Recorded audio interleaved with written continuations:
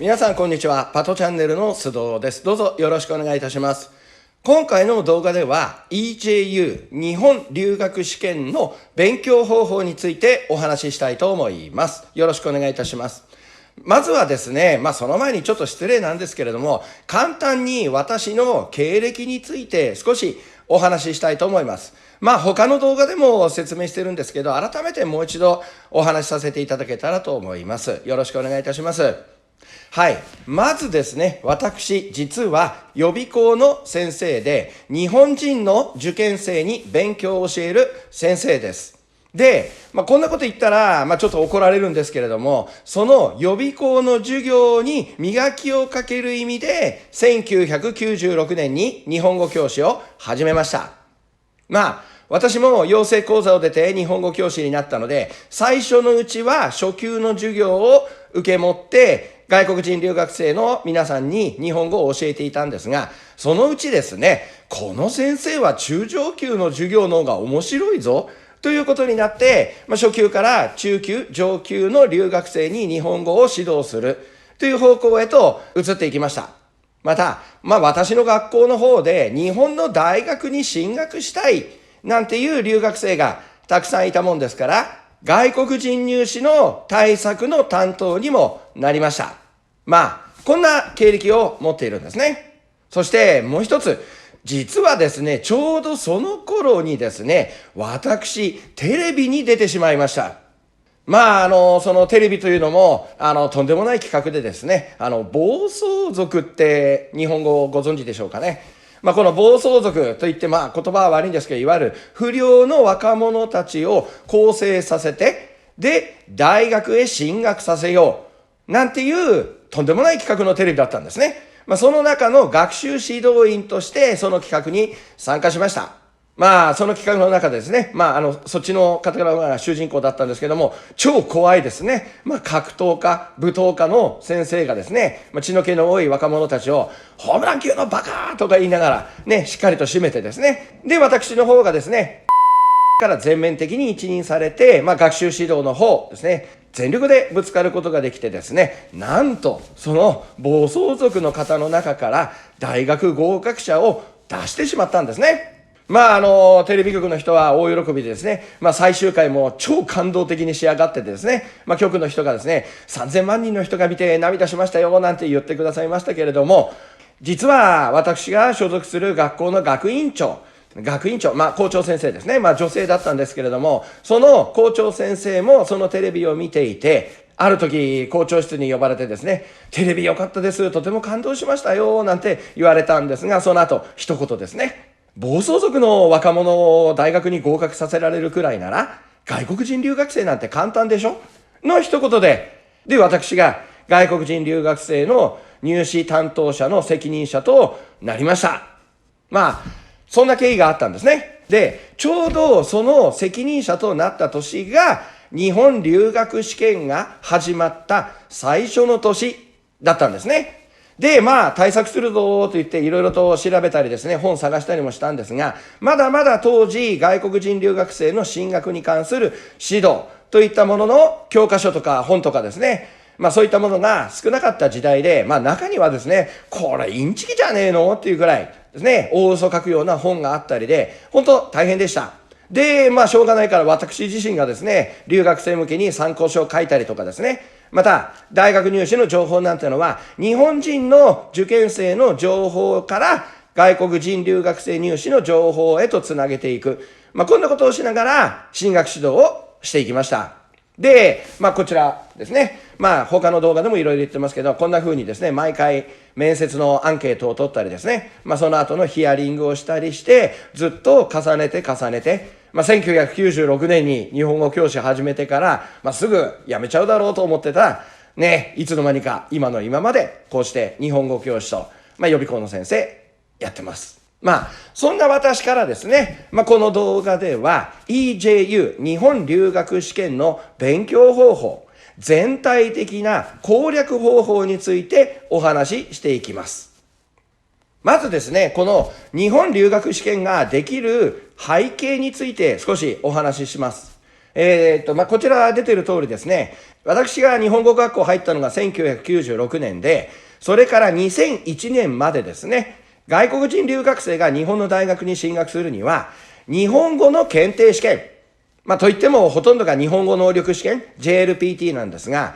日本語能力試験の受験と、もう一つですね、私費外国人留学生統一試験っていうのを受けなければなりませんでした。日本語能力試験の方は皆さんよくご存知だと思うんですが、もう一つのですね、私費外国人留学生統一試験っていうのは、日本語の試験ではなくて、基礎学力、英語とか数学とかですね、そういった勉強の方の試験でした。で、この中に英語の試験なんてのもあったんですが、この統一試験と日本語能力試験、日本語検定試験、両方受けて出願する。それが2001年までの外国人留学生の大学進学でした。ところがですね、日本語能力試験、ご覧になればわかりますけれども、一般的な日本語の試験ですので、大学に入ってから、大変だろうということで、2002年からこの私費外国人留学生統一試験と大学生活に向けた新しい日本語の検定試験、アカデミックジャパニーズに対応した日本語の検定試験、この2つを合わせて日本留学試験というのができました。ですので、このようにですね、日本留学試験は日本語の試験と基礎学力科目試験と大きく2つに分けて考えることができます。上の日本語の試験というのはもうアカデミックジャパニーズに対応した大学向けの日本語の試験で、下のですね、基礎学力科目っていうのが以前は私費留学生統一試験というので代用されてたんですね。で、英語の試験はなくなっていますけれども、こうやって完成したのが日本留学試験でした。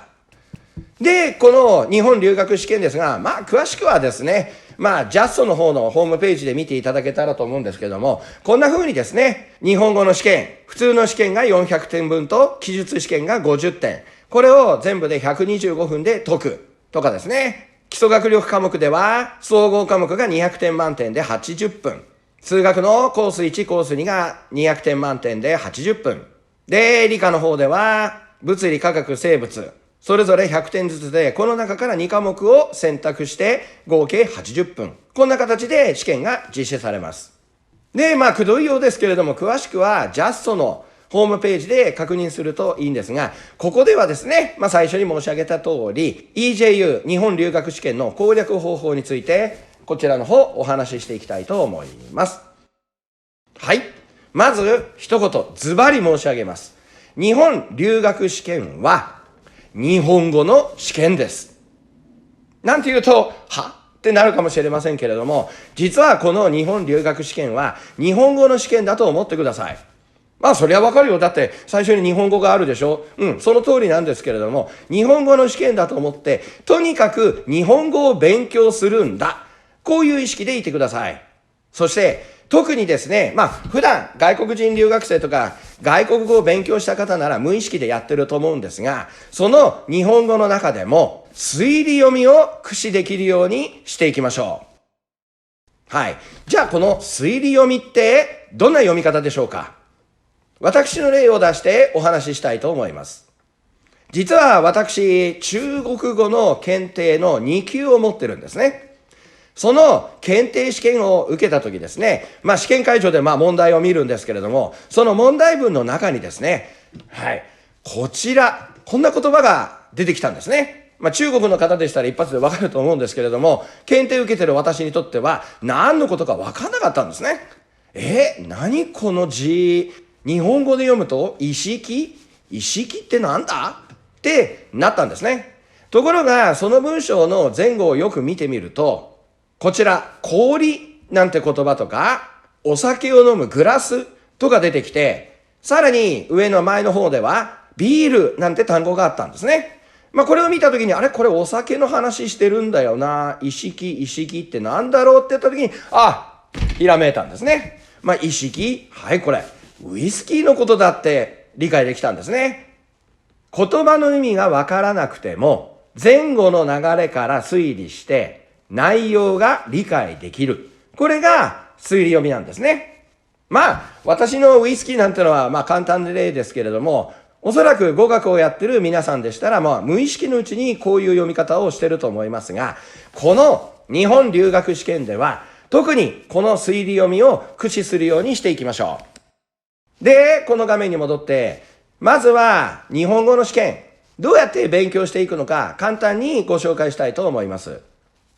まず大事なのは認識です。この日本留学試験の日本語の試験は JLPT 日本語能力試験とは全く違う試験です。これをしっかりと確認しましょう。というのも日本語の先生の中にはですね、日本留学試験のことを日本語能力試験と比較して解説する方がいるんですね。中には N1 とか N2 ぐらい難しいよなんておっしゃる先生もいるんですが、日本留学試験と N1、N2 と比べないでください。全く違う試験です。実際に N1 に合格した人でも日本留学試験の日本語を受験すると点数が低いなんてことが当たり前のように起きるんですね。それもそのはず。最初にお話しした通り、この試験はもともと大学で授業を受けたり生活するための日本語の試験ですので、内容が大きく違うんですね。よく出す例なんですが、ちょっとこの例見てください。こちらですね。実はこれ日本人の9歳から10歳の子供、小学4年生たちが勉強している理科の実験なんですね。おそらくこれを見た方は何をしようとしているのか、大人でしたらわかると思うんですが、これを日本語で説明しなさいとなると、日本語能力試験の N1 とか N2 に合格してても説明するのが難しいんですね。どうでしょう？なんとなくわかるでしょうか？これ、いくら小学4年生の日本語だからといって、ちゃんと理科に関する日本語を勉強しないと説明することができないんです。これが日本留学試験の日本語です。つまりどういうことか、大学の授業で使われる日本語がわかりますか？それが日本留学試験の日本語の試験なんですね。ですので、過去問とか見ればわかりますけれどもですね、大学の教授が授業をしているその授業の内容を聞いて、当てはまるものを選びなさいとかつってですね、そういったものをしっかりと読み込んで、または聞いて答える。それが EJU 日本留学試験の日本語の試験になります。ですので、そもそも JLPT 日本語能力試験とは比べないようにしましょう。日本語能力試験の対策の勉強をしていれば日本留学試験が解けるようになる。そんなことは考えないで、きちんと日本留学試験の対策をしていってください。じゃあ具体的にどんなことをするのか。アドバイスとしてはですね。まずはアカデミックジャパニーズ。大学での日本語。これをしっかりと認識しましょう。そして最近新しくできた日本語教育の参照枠の留学キャンドゥに対応するんだ。こういう認識をまず持つようにしてください。そして、じゃあ具体的に大学で、学生生活を送るのに必要な日本語を学んでいくということでですね、まず日本で生活している、日本にある日本語学校とかに通う留学生でしたら、日々の生活から意識するようにしていってください。私がいる日本語学校ではですね、この日本留学試験を意識して掲示板で学生たちに連絡をするんですが、もちろん大事なことはですね、彼らの言語で書いたりもしますけど、基本日本語で書くようにして、それを読んで内容を理解する。なんていうことを一つとっても、日本留学試験の日本語の試験対策になります。また、学校の受付の事務の方とお話しするのも、これって実は日本留学試験対策になるんですね。日本語学校ですからネイティブスタッフ、外国人のスタッフがいて、その国の留学生が来たらそのスタッフが対応するんですが、なるべく日本人のスタッフが対応して、外国人のスタッフはその横で聞いていて、フォローしてあげるっていう体制を取るなりして、日々の生活から日本留学試験を意識した、そんな日本語学習をするよう、私などは指導しています。で、もちろんそれだけじゃ足りないんですね。大学の授業っつったらいろんな授業、また学部、専門によって使われる言葉っていうのが違ってきますので、とにかく語彙を増やす。普段日本人が使わないような文法を JLPT 対策とかでは教えるんですけども、そんなことよりも、とにかく語彙を増やす、単語を増やす、これを意識して勉強していってください。基本的には、社会知識分野の語彙、学習スキルに関わる語彙、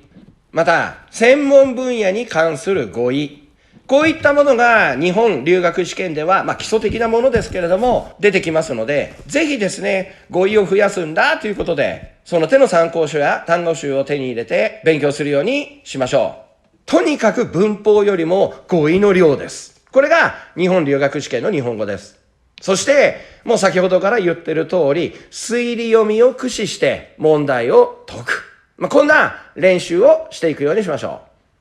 それ以外ですね、例えばですね、読解の問題なんてのは1問をね、1分何十秒で解かなきゃいけないとかね、そういったトレーニングとかも必要なんですが、今は全体的な攻略法のお話ですので、とりあえず日本語の試験はこういった形で訓練していってください。いかがでしょうか。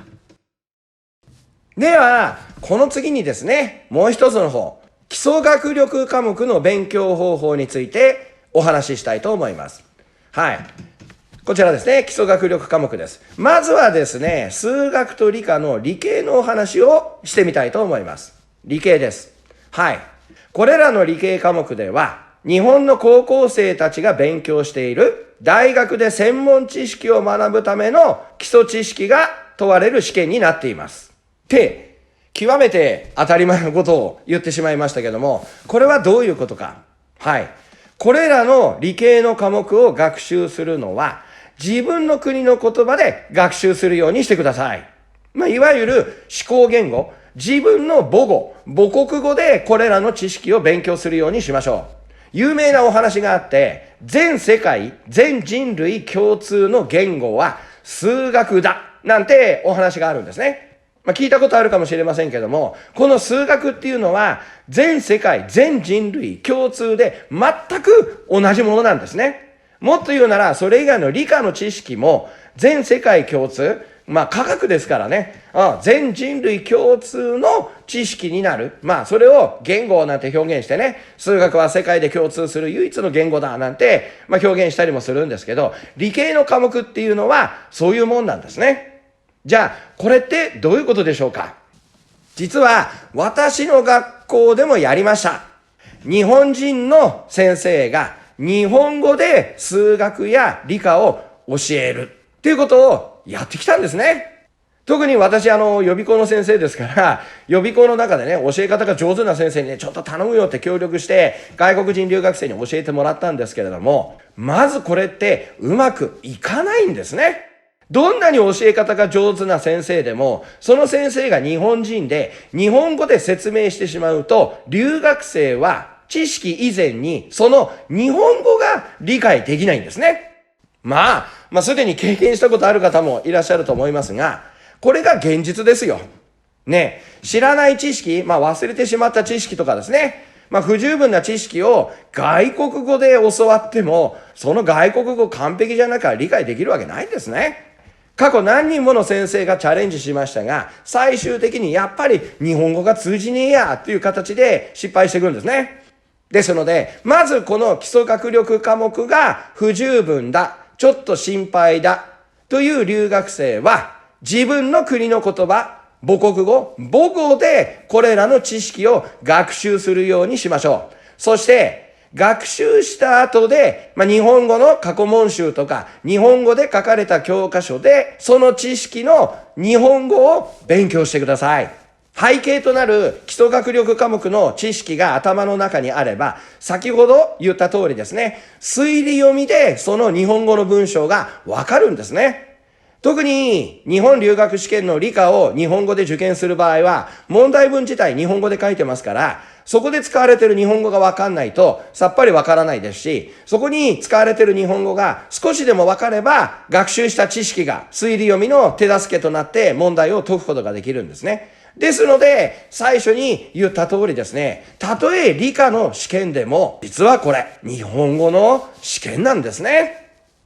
で、もちろん英語で受験することもできますけれども、どんなに基礎学力があっても、日本語がわかんないと、大学行ってから困るぞ、ということで、この試験が出題されてますので、ぜひですね、基礎学力科目、不安な留学生は、まずは自分の国の言葉で、これらの知識を学んで、そして、その知識にまつわる日本語を学習するようにしましょう。もちろん、時間がなかったりしたらですね、母国語で勉強しながら、日本語で授業する先生のね、授業を受けたりですね、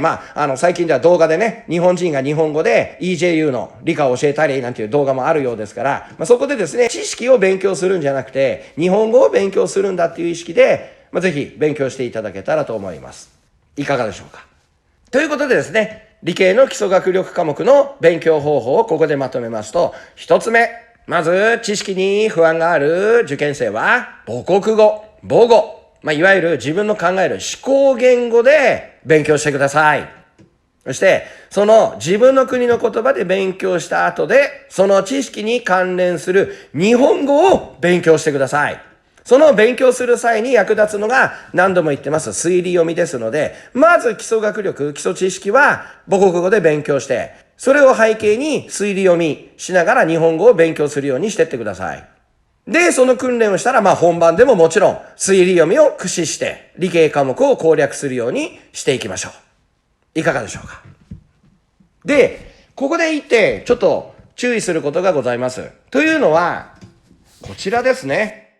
実はどこの国にもあると思うんですけど、日本にも学習指導要領といって、日本の学校で勉強しなければならないことが定められている。そういったものがあるんですね。で、この学習指導要領っていうのは日本の文部科学省っていうのが出してるんですが、これ、注意が必要です。どういうことか。はい。今まで留学生に指導してきて、気づいたというか思い知ったと言いますかですね。実はですね、この学習指導要領の内容って馬鹿にできないんですね。というのは、日本では理系でこの分野を勉強するけれども、国によってはその分野を勉強しない、なんていうところもあるんですね。また逆に、ある国では理系のこの分野を勉強するけど、日本では勉強しない、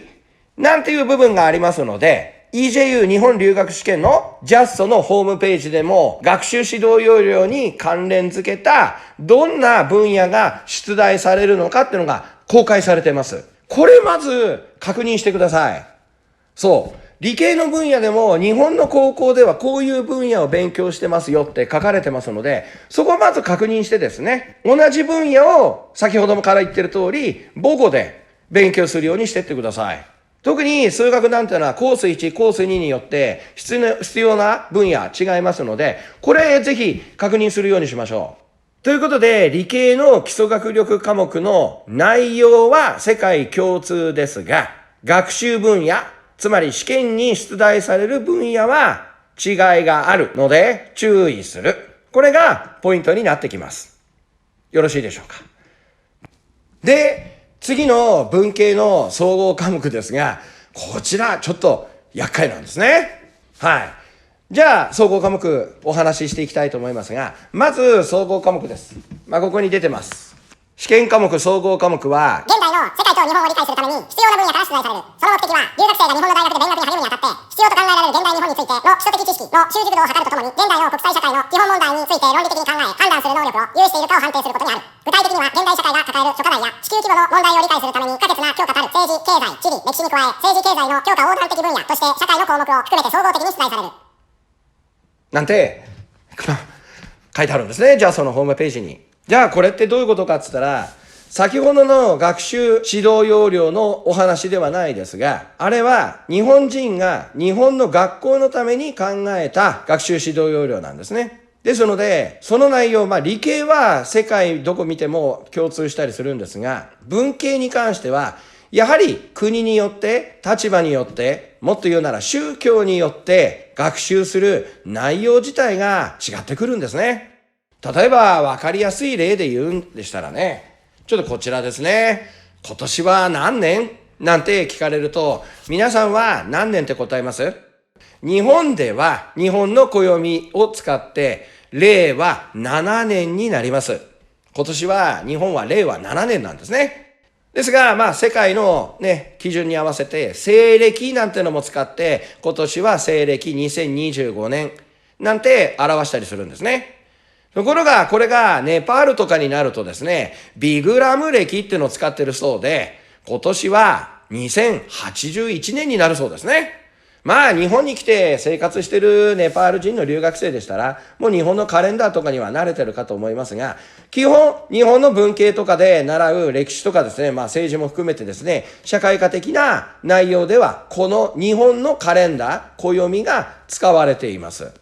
これはすぐ解決できるかもしれないんですけども、もっとですね、特にびっくりするのが宗教的な、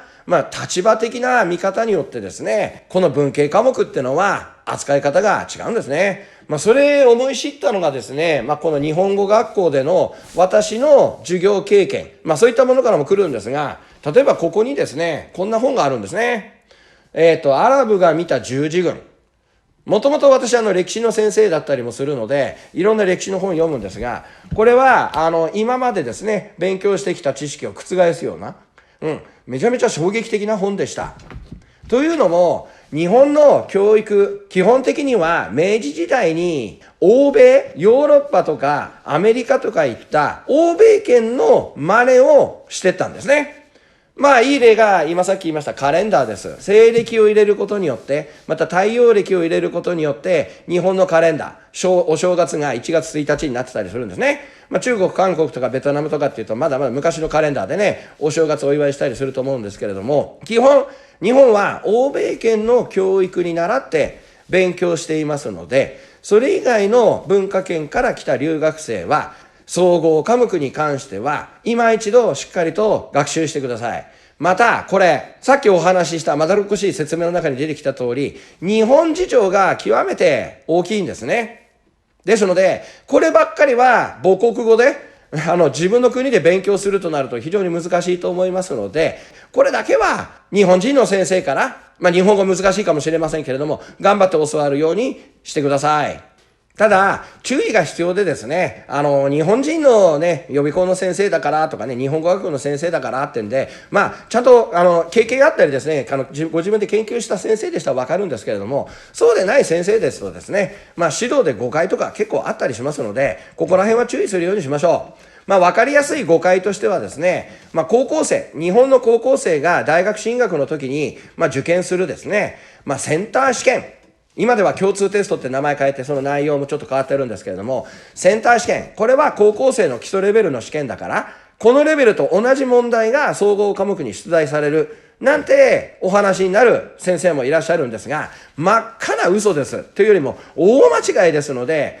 そこら辺はですね、スルーしてください。興味があったらですね、昔のそのセンター試験の問題と、総合科目、ね、日本 EJU、日本留学試験の過去問題と比べてみてね、内容を見てみればわかるんですよ。圧倒的に違います。じゃあ、日本人の共通テスト、昔のセンター試験の試験っていうのは何が難しいのかっていうと、知識よりはむしろそこに書かれている日本語の表現だったりするんですね。知識ももちろんレベル違うんですけれども、じゃあそれに対して外国人留学生が受験する総合科目はっていうと、まず日本語がしっかりと理解できていれば、論理的に考えて正解が出せる、そんな試験になっています。で、もちろん基礎的な知識必要なんですけれども、日本語、さっきの理系の時でもお話しした通り、また一番最初に言った通り、この EJU、日本留学試験ってのは、日本語の試験なんです。もちろん英語でも受験できます。基礎学力科目は英語でも受験できますが、有名大学になったりすると、基礎学力科目は英語ではなく日本語で受験しなさいなんて募集要項に書いてあったりします。ですので、英語圏とか英語がすげえ上手なら、ね、この基礎学力科目、英語で勉強してもいいと思うんですけれども、そうでない場合はですね、とにかく日本語の試験なんだ、日本語の勉強しなきゃいけないんだ、っていう認識でこれらの基礎学力科目やってってください。そんなわけで、